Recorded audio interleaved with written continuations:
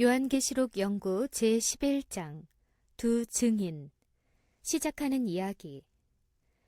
유대인들은 다 모아도 인구가 얼마 되지 않지만 전 세계적으로 중요한 영향력을 발휘하고 있다. 그들은 각 분야에서 뛰어나며 노벨상을 휩쓸어가고 있다고 해도 과언이 아니다. 지금까지 노벨 경제학상의 65%, 물리학상의 32%, 의학상의 23%, 화학상의 11%, 그리고 문학상의 7%는 유대인들에게 수상되었다. 유대인들은 무서운 고난과 박해를 당하면서도 어떻게 이렇게 뛰어난 사람들을 배출하는가 하는 것은 많은 학자들의 연구 과제가 되었다. 학자들의 연구에 의하면 유대인들이 그렇게 탁월한 것은 그들의 종교적 가정 교육 때문이라는 것이다. 그 중에서도 유대인 자녀들이 어릴 때부터 성경을 읽는 것이 그들을 그렇게 뛰어나게 만들었다는 것이다.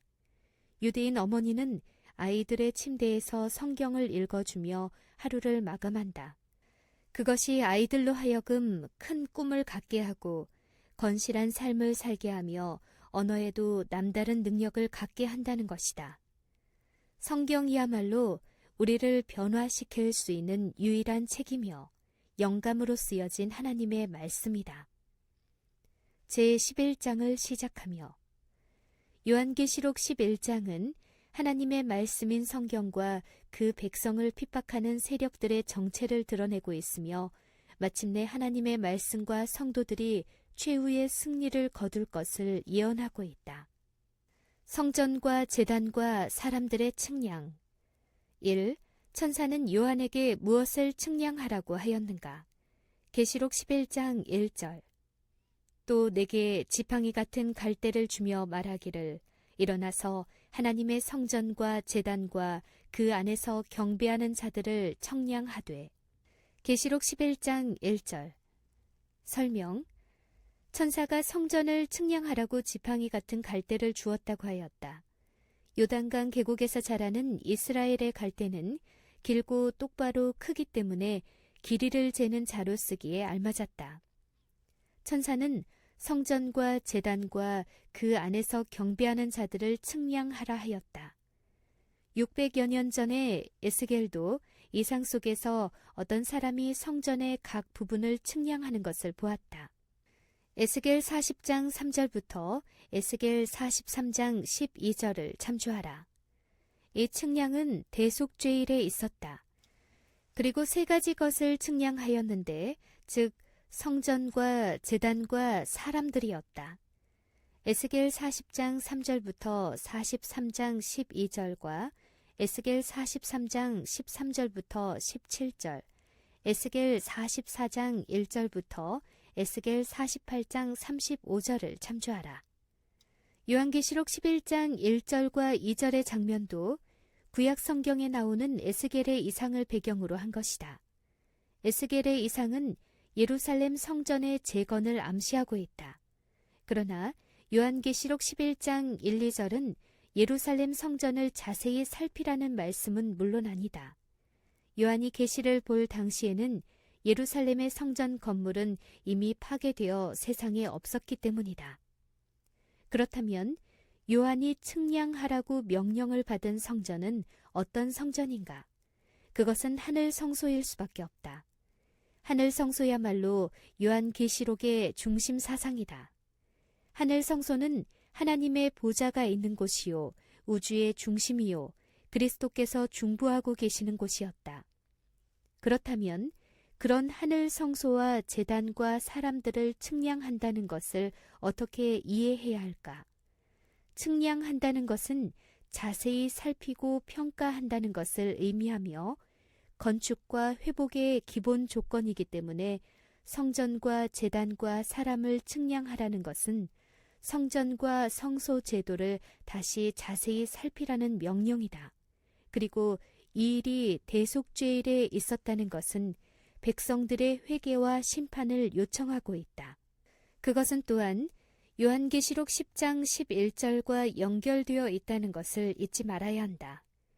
10장에 나오는 작은 책이 다니엘서이며 그 책을 먹고 쓴 경험을 한 것이 다니엘의 2300주야 예언 해석으로 일어난 1840년대의 세계적인 부흥 운동을 의미한다면 그 뒤를 이어 일어난 성전을 측량하는 일도 그것과 관계되어 해석해야 할 것이다. 성전을 청량하고 평가하라는 명령은 성전의 정결에 관한 예언 때문에 실망을 경험한 하나님의 백성들에게 꼭 필요한 명령이었다. 그들은 부지런한 성경 연구를 통하여 정결하게 된 성전이 이 세상이 아니라 그리스도께서 대제사장으로 봉사하시는 하늘 성소임을 깨닫게 되었다. 그들은 하늘 성소와 성소 제도를 깊이 연구하면서 새로운 빛을 발견하게 되었던 것이다. 얼마나 오랫동안 이방인들은 거룩한 성을 짓밟을 것인가. 계시록 11장 2절. 성전 밖 마당은 청량하지 말고 그냥 두라. 이것을 이방인에게 주었은즉 저희가 거룩한 성을 42달 동안 짓밟으리라. 계시록 11장 2절. 설명. 요한은 성전 밖 마당은 청량하지 말고 그냥 두라는 말을 들었다. 성전 밖 마당이란 성전 안에 들어오지 못하는 이방인들을 위한 뜰을 말하는 것이다. 그 이유는 무엇인가? 성전 밖 마당은 성전의 구조에서 이방인들을 위한 뜰이었다. 이방인들은 여기까지밖에 들어갈 수 없었다. 따라서 이방인들은 심판하지도 말고 혹은 인치지도 말고 그냥 두라는 말씀이 된다. 재림전 심판은 구원 얻을 하나님의 백성들을 위한 것이다. 이방인들은 원래 하나님을 믿지 않는 사람들이다. 그러나 이곳의 이방인들은 하나님의 성전뜰에 있는 이방인들이다. 즉 하나님을 믿는다고 하면서도 아직도 참된 이스라엘은 되지 못하여 이교의 습관을 그대로 몸에 지니고 있는 사람들이다. 바로 그들이 42달 동안이나 하나님의 거룩한 성, 즉 하나님의 신실한 성도들을 박해할 것이라는 예언이다. 그렇다면 성전 마당에 거하면서 거룩한 성을 42달 동안이나 짓밟을 존재는 도대체 누구일 것인가? 우선 성경 예언에서 42달이 어떤 기간인지를 살펴볼 필요가 있다. 42달, 1260일, 한때, 두때, 반때에 대한 7번의 성경상 기록. 1. 다니엘서 7장 25절, 한때, 두때, 반때. 2. 다니엘서 12장 7절, 한때, 두때, 반때. 3. 요한계시록 11장 2절, 42달. 4. 요한계시록 11장 3절, 1260일. 5. 요한계시록 12장 6절, 1260일. 6. 요한계시록 12장 14절, 한때, 두때, 반때. 7. 요한계시록 13장 5절, 42달. 한때는 한 해를 의미함. 12달 곱하기 30일은 360일. 두때는 두 해를 의미함. 24달 곱하기 30일은 720일. 반때는 반년을 의미함. 6달 곱하기 30일은 180일. 즉 42달은 1260일이다. 요한계시록은 42달과 1260일과 한때, 두때, 반때라는 표현을 모두 다 사용하여 그것이 같은 기간을 말함을 분명히 하고 있다. 이 기간은 거룩한 성으로 대표되는 하나님의 백성들과 하나님의 교회가 심각하게 고통을 당하는 기간으로 성경에 자주 나오므로 실제적인 1260일, 즉 3년 반의 기간일 리는 없다. 기원 후 2000년의 역사에서 겨우 3년 반을 가지고 성경이 그렇게 비중 있게 다룰 리는 없는 것이다. 그러므로 이 기간은 예언적인 기간으로 계산하여야 한다. 성경에서 예언상 하루는 1년으로 계산하므로 42달, 즉 1260일은 1260년이 된다. 민수기 14장 34절과 에스겔 4장 6절을 참조하라. 그렇다면 1260년이라는 긴 기간 동안 성도들을 괴롭히며 짓밟은 존재는 도대체 누구란 말인가? 우리는 몇 가지를 추측해 볼 수 있다. 1. 첫째로 이 존재는 한 사람일 리가 없다. 한 사람이 그렇게 긴 기간 동안 성도를 핍박할 수 없기 때문이다. 2. 둘째로 이 존재는 분명히 역사에 등장하는 세력이어야 한다. 1260년이란 기간은 긴 기간이기 때문에 숨어서 그 일을 할 수는 없기 때문이다. 3. 셋째로 성전 밖 마당에 있으면서 그 일을 하였으니 하나님을 믿는다고 말하는 종교적인 세력일 것이고 그렇게 긴 기간 동안 핍박을 할 수 있었으니 정치적인 권력도 가진 존재일 것이다. 우리는 어렵지 않게 그 세력을 역사에서 찾아낼 수 있다. 1260년 동안이나 계속된 중세의 긴 암흑시대 동안 누가 세상의 권력보다 더 강한 힘을 행사하며 성도들을 파문하고 종교 재판에 회부하고 화형대에 이슬로 사라지게 했는가? 그것은 중세 로마 교황권의 부정적인 측면이었다. 요한 바오로 2세도 로마 교황권이 과거에 저지른 잘못에 대하여 공식적으로 사죄한 일이 있다. 오죽하면 역사가들이 그 시대를 암흑시대라고 부르겠는가. 1260년 동안 성도들을 짓밟을 이 세력의 정체와 성격에 대하여는 요한계시록 13장에 자세히 다시 언급되기 때문에 13장에서 다시 연구하기로 한다. 3.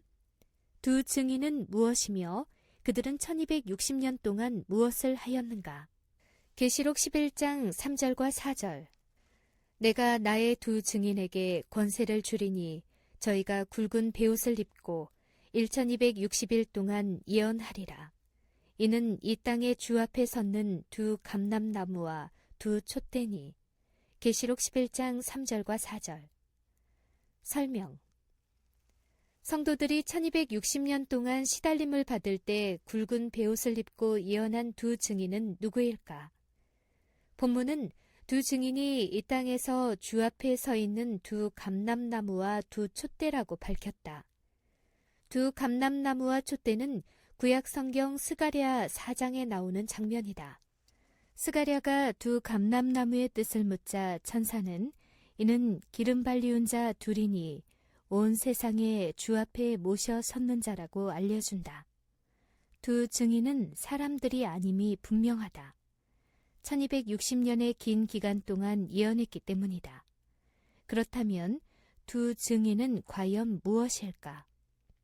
우리가 1261을 1260년 동안 성도들이 박해를 당한 기간이라고 생각한다면 굵은 베옷을 입고 1260일을 예언한 두 증인은 사람일 리가 없다.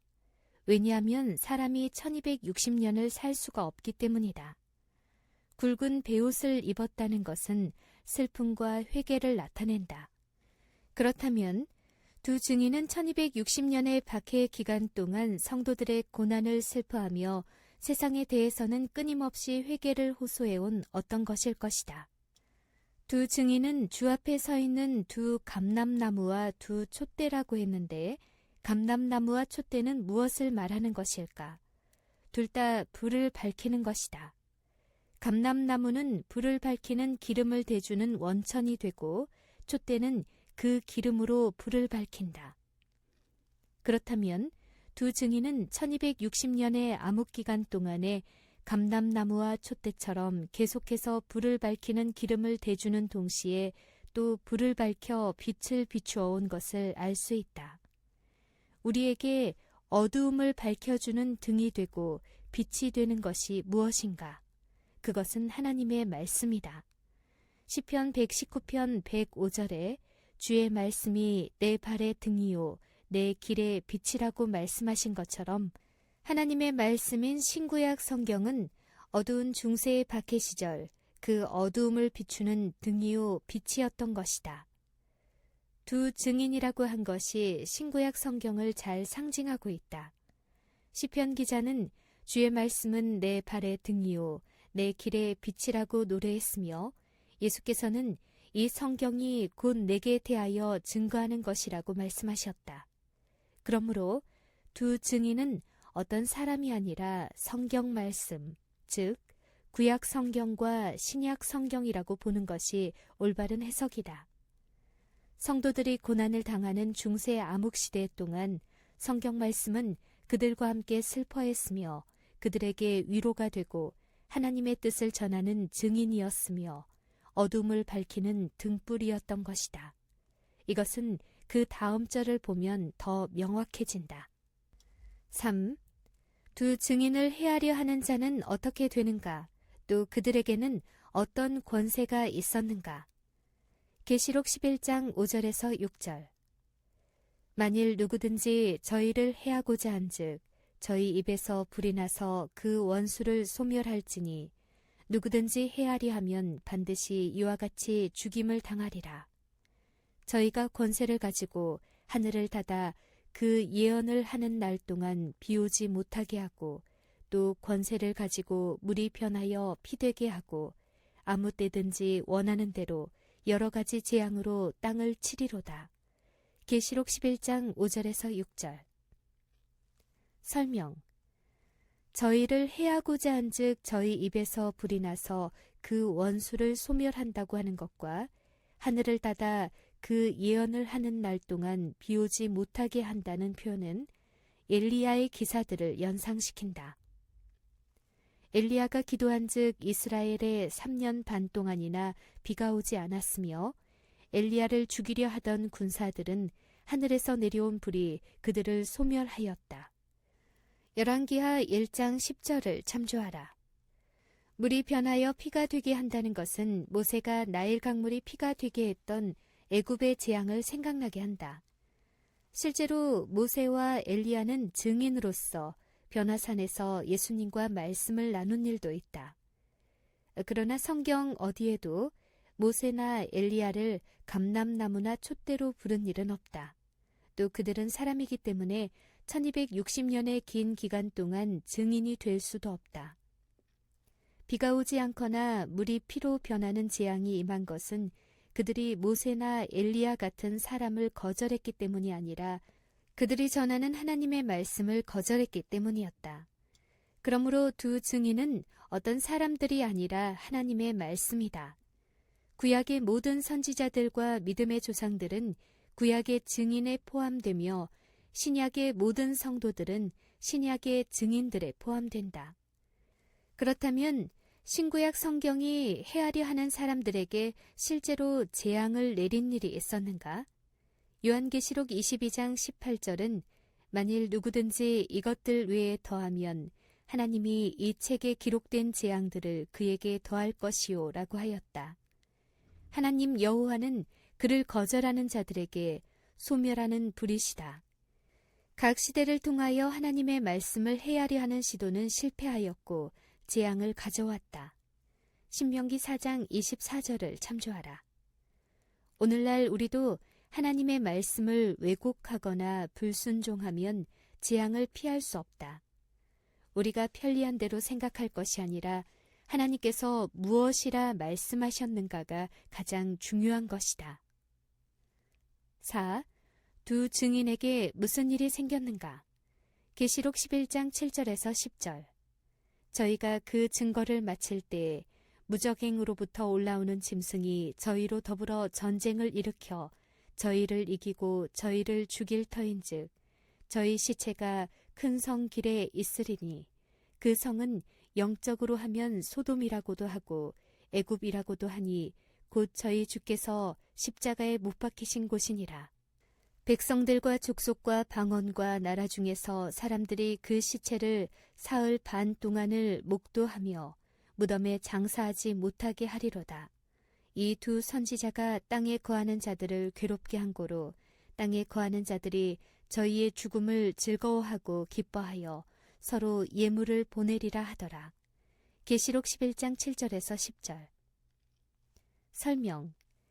하나님의 말씀이 1260년의 증거를 마칠 때쯤 무적행으로부터 올라오는 짐승, 즉 사단의 세력이 성경을 핍박하여 죽은 것처럼 만들 것이다. 성경이 그렇게 박해를 당한 장소를 큰 성이라 했다. 그것은 거룩한 성 예루살렘과 반대되는 개념이며 바벨론 성이다. 계시록 18장 2절을 참조하라. 그 당시에 실제적인 바벨론이나 바벨론으로 불리던 로마는 이미 없었으므로 큰 성은 바벨론처럼 하나님을 모독하고 하나님의 백성들을 박해한 나라나 집단을 의미할 것이다. 이곳은 또한 영적인 소돔 혹은 애굽으로 불리는 곳이었다. 소돔은 타락의 온상을 대표하는 이름이며 애굽은 하나님을 무시하고 부인하는 무신론을 대표한다. 이런 곳이야말로 예수께서 영적으로 못 박히신 곳이다. 그렇다면 1260년의 박해 시대가 1798년에 끝나니 그 기간이 끝나갈 무렵에 성경에 나올 만큼 대대적으로 그리고 공개적으로 성경을 핍박한 세력이 역사상에 있었는가? 예수님을 다시 십자가에 못 박았다고 할 만큼 교회와 신앙을 미워하고 박해한 세력과 시대가 있었는가? 분명히 있었다. 1789년에 일어난 프랑스 혁명이 바로 그것이다. 대부분의 주석가들이 이 부분을 역사적으로 혹은 실제의 사실로 해석하기를 주저하지만 상징적으로만 해석할 경우 사흘 반이라는 구체적인 시간이 문제가 된다. 프랑스 혁명은 불과 3년 반 동안 계속된 사건에 불과하지만 세계사적으로 교회사적으로 오랜 세월에 걸쳐 뚜렷한 영향을 남겼다. 그러므로 성경 예언이 이 사건을 취급한 것은 전혀 이상한 일이 아니다. 프랑스 혁명은 외관상 자유와 평등을 외치며 일어난 무산 계급의 혁명으로 보이지만 실상은 무신론 사상을 유포시키고 공산주의를 태동하게 한 기틀을 마련해 소련과 동유럽 그리고 중국의 수십억 인구를 공산주의와 무신론의 틀 속에 가두어서 하나님의 구속사업에 큰 장애물이 되었던 것이다. 혁명이 일어나기 전 프랑스는 종교개혁을 거부하고 부패와 타락이 극도에 달했다. 성직자들은 귀족 계급이 되어 온갖 사치와 향락을 누렸으며 일반 백성들은 압제에 눌려 신음하고 하루 먹을 빵을 구하기도 어려웠다. 1789년 7월 14일 분노한 시민들이 바스티유 감옥을 습격하면서 혁명은 시작되었다. 수많은 사람들이 단두대의 이슬로 사라졌다. 그동안 왕과 교회에 억눌렸던 감정이 한꺼번에 폭발하여 새로운 달력을 만들어 종교적인 제일들을 모두 없애버렸으며 일주일을 10일 제도로 만들어 예배일도 철폐하였다. 분노한 시민들은 교회를 더럽히고 성직자들을 모독하는 것을 기쁨으로 삼았다. 혁명 기간에 약 5,000명의 성직자들이 처형을 당했다. 11월 10일에는 이성의 여신을 상징하는 젊은 여인이 선택되어 노틀담 사원에서 경배를 받았다. 프랑스 혁명의회는 1793년 11월 26일 성경과 종교 행사 금지령을 공식 결의하였다. 그리하여 땅에 거하는 자들이 저희의 죽음을 즐거워하고 기뻐하였다는 예언이 슬프게도 성취되었다. 그러나 주일 제도가 철폐되고 성경 읽는 것이 금지되며 하나님 대신 이성의 여신이 받아들여지자 프랑스는 최악의 무질서와 혼란에 빠져들어갔다. 범죄는 증가하고 국민들의 건강은 땅에 떨어졌고 사회는 공포 분위기에 사로잡혔다. 할 수 없이 프랑스는 3년 반 후인 1797년 7월 17일 성경 및 종교 행사 금지령을 폐지하였다. 5. 3일 반이 지난 후 어떤 기적이 일어났는가? 계시록 11장 11절에서 12절. 3일 반 후에 하나님께로부터 생기가 저희 속에 들어가매 저희 발로 일어서니 구경하는 자들이 크게 두려워하더라. 하늘로부터 큰 음성이 있어 이리로 올라오라 함을 저희가 듣고 구름을 타고 하늘로 올라가니 저희 원수들도 구경하더라. 계시록 11장 11절에서 12절. 설명. 프랑스 혁명 정부는 성경을 금지한 후에 급속도로 사회가 혼란에 빠지자 할 수 없이 3년 반 만에 그 조치를 철회하였다. 그리고 죽은 것처럼 보였던 두 증인은 다시 살아나기 시작하였다. 1798년 2월 15일 프랑스 군인들이 로마의 시스티네 성당에 난입하여 교황을 유배 보내고 교황이 그곳에서 죽자 538년부터 1260년 동안이나 계속되던 교황의 세력은 드디어 약화되고 성경은 생기를 얻은 것처럼 보급되고 읽혀지기 시작하였다. 때마침 제지업과 인쇄술이 발달하여 성경이 비싸지 않게 출판하게 되었고 1804년에 영국 성서공회, 1816년에는 미국 성서공회가 설립되어 성경을 대량으로 보급하기 시작하였다. 수많은 선교사들이 전 세계에 파견되었다. 실제로 19세기는 위대한 선교의 시대였다. 성경은 오늘날도 베스트셀러 중에 베스트셀러이다. 신구약 성경은 매년 수백 개의 언어로 출판되며 쪽복음 성경은 1000개 이상의 언어로 번역되어 보급되고 있다. 대한성서공회의 발표에 의하면 한국의 성서공회는 우리나라에서 2005년 1년 동안에 170만 권의 성경을 발행하였고 167만 8,259부의 성경을 77개 언어로 제작하여 85개국에 보내고 있다. 실로 엄청난 성경의 부활이다. 6. 두 증인을 죽이려 했던 곳과 사람들은 어떤 피해를 당했는가? 계시록 11장 13절. 그 시에 큰 지진이 나서 성 10분의 1이 무너지고 지진에 죽은 사람이 7천이라.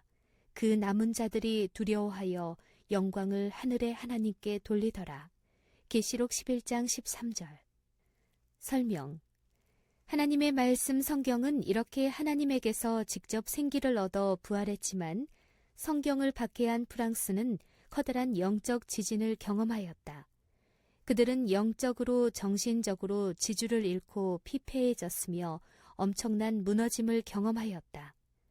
성 10분의 1이란 유럽 10나라 중에 하나에 해당하는 프랑스를 지칭하는 말일 것이다. 죽은 사람이 7천이라는 것은 아마도 혁명 기간 동안 죽임을 당한 사람들의 상징적 수라고 생각된다. 이런 격변을 겪고서야 사람들은 비로소 하나님의 말씀을 찾기 시작하였다. 그들은 하나님 없이 벌어지는 참담한 결과들을 바라보면서 비로소 하나님을 두려워하고 영광을 돌리기 시작하였다. 7. 세 번째 화, 즉 일곱째 나팔을 불 때 무슨 일이 일어나는가? 계시록 11장 14절에서 18절. 둘째 화는 지나갔으나 보라 셋째 화가 속히 이르는도다. 일곱째 천사가 나팔을 불매 하늘에 큰 음성들이 나서 가로되 세상 나라가 우리 주와 그리스도의 나라가 되어 그가 세세토록 왕노릇 하시리로다 하니 하나님 앞에 자기 보좌에 앉은 24장로들이 엎드려 얼굴을 대고 하나님께 경배하여 가로되 감사하옵나니 옛적에도 계셨고 시방도 계신 주 하나님 곧 전능하신 이여 친히 큰 권능을 잡으시고 왕노릇 하시도다. 이방들이 분노하매 주의 진노가 임하여 죽은 자를 심판하시며 종 선지자들과 성도들과 또 물론 대소하고 주의 이름을 경외하는 자들에게 상 주시며 또 땅을 망하게 하는 자들을 멸망시키실 때로소이다 하더라. 계시록 11장 14절에서 18절. 설명. 일곱째 천사가 나팔을 불자 셋째 화가 시작되기 전 하늘에서 큰 음성들이 나서 이 세상이 그리스도의 나라가 될 것과 그리스도께서 세세토록 왕노릇 하실 것을 찬송한다. 그러므로 우리는 셋째 화가 이 세상 역사의 끝임을 알 수 있게 된다. 그 다음에는 하나님 앞 보좌에 앉은 24장로들의 찬양이 시작된다. 그들은 엎드려 얼굴을 땅에 대고 최고의 존경을 드린다. 하나님은 옛적에도 계셨고 시방도 계신 하나님, 친히 큰 권능을 잡으시고 왕노릇 하시는 분이시다. 늘 함께 나왔던 장차 오실이라는 구절이 여기에는 나오지 않는 것을 보아 일곱째 나팔은 분명히 마지막 때라는 것을 알 수 있다. 이 구절은 또한 예수께서 다시 오시는 재림의 때와 마지막 심판 때에 있을 일을 요약하여 보여주고 있다. 마지막 때에 일어날 일은 다음과 같다. 첫째, 이방들이 분노할 것이다. 복음을 거절하며 살아온 그들은 그들에게 내리는 심판과 재앙이 성도들 때문이라고 생각하며 그들을 핍박하며 죽이려 할 것이다. 전 세계적인 분노와 핍박이 성도들에게 쏟아질 것이다. 두 번째, 그때 드디어 주의 분노가 이 땅에 내릴 것이다. 오래 참으셨던 은혜의 시기는 끝날 것이다. 이 땅에 내릴 주의 분노는 7 재앙 가운데 잘 나타나 있다. 계시록 15장과 16장을 참조하라. 세 번째, 그때는 죽은 자들도 심판을 받을 것이다. 이것은 마지막 심판의 때를 가리키는 말씀이다. 재림하신 후 1000년의 세월이 지난 후 그리스도와 성도들은 다시 이 땅에 내려온다. 계시록 21장을 참조하라. 그때 구원받지 못하고 죽은 자들이 다 부활하여 마지막 심판을 받을 것이다. 계시록 20장 7절에서 15절을 참조하라.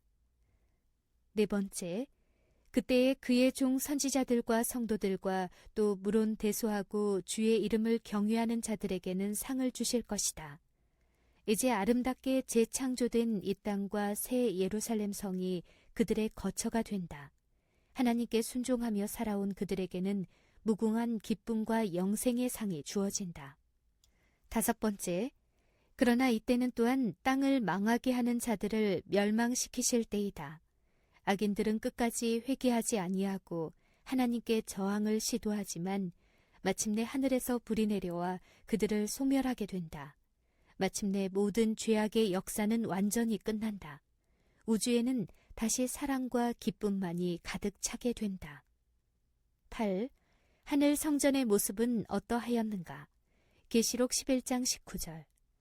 이에 하늘에 있는 하나님의 성전이 열리니 성전 안에 하나님의 언약궤가 보이며 또 번개와 음성들과 뇌성과 지진과 큰 우박이 있더라. 계시록 11장 19절. 설명. 모든 구원의 역사가 마치는 이때 다시 한번 하나님의 성전이 열리며 언약궤가 보이고 있다. 언약궤 안에는 10계명이 들어있다. 지금까지 사람들은 하나님의 계명을 무시하며 살아왔다. 심지어 자칭 그리스도인들이라고 하는 사람들도 10계명을 등한히 여겼다. 안식일을 기억하여 거룩히 지키라는 넷째 계명에 주의를 기울이는 사람은 거의 없었다. 그들은 거룩한 안식일을 일요일로 바꾸고도 양심의 가책을 느끼지 않았다. 하나의 계명을 어기면 모두 범한 것과 같다는 것을 그들은 애써 외면했다. 야고보서 2장 10절을 참조하라. 그러나 마지막 때의 그 모든 불순종은 심판을 받을 것이다. 은혜의 시기는 끝나고 이 세상에는 심판이 있을 것이다.